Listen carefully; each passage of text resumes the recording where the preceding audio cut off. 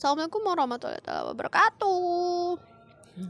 Jadi aku pengen sharing sedikit aja tentang buku yang sudah aku baca, dan ini sebenarnya relate banget dengan aku yang menurut aku tuh salah jurusan gitu.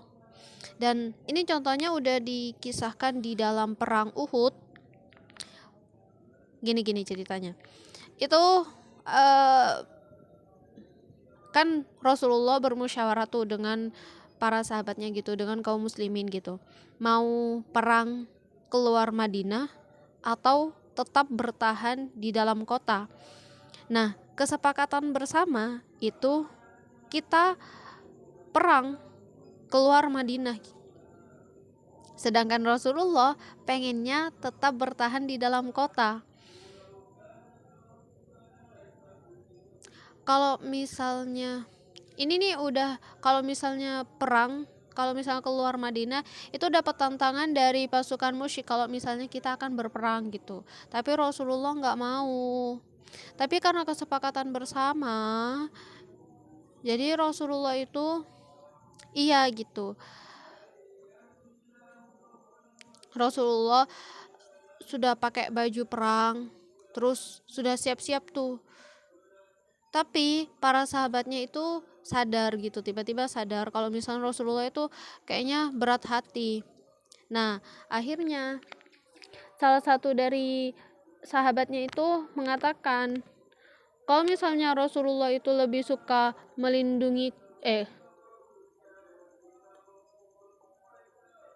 kalau misalnya Rasulullah itu lebih suka melindungi kotanya, ya kami akan ikut Rasulullah.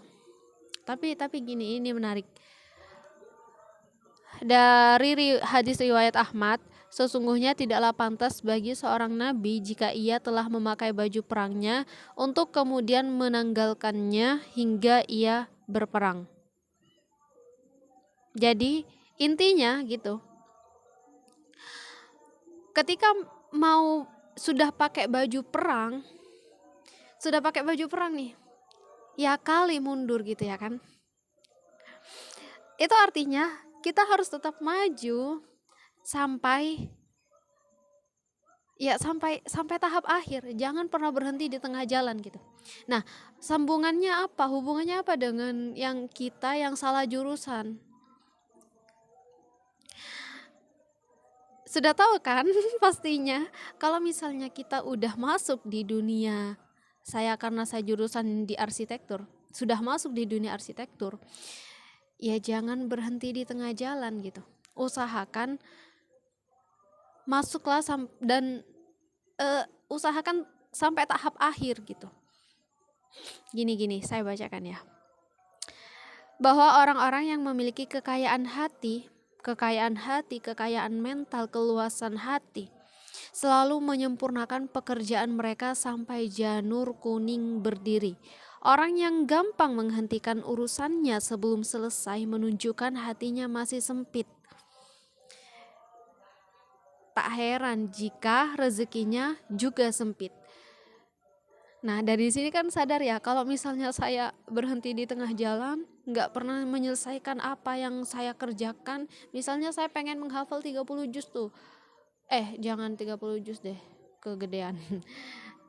8 juz lah. Saya pengen menghafal 8 juz, tapi baru sampai 1 juz udah berhenti gitu. Ya, itu menunjukkan, kata si buku ini menunjukkan bahwasanya hatinya itu masih sempit. Tidak ada kekayaan hati, keluasan hati, kekayaan mindset, kemudian mindset kaya ya, pola pikir yang kaya, nggak ada. Hatinya itu masih sempit gitu. Kalau misalnya ini berbicara tentang komitmen. Kalau misalnya di depan sudah masuk, sudah bismillah, ya jangan pernah mundur. Usahakan berperang sampai akhir.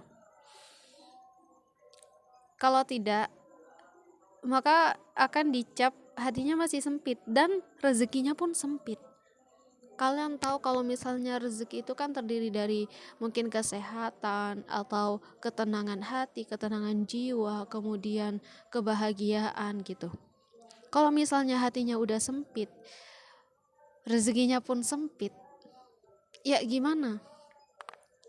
Ya begitulah. Ini cuman cerita doang sih teman-teman.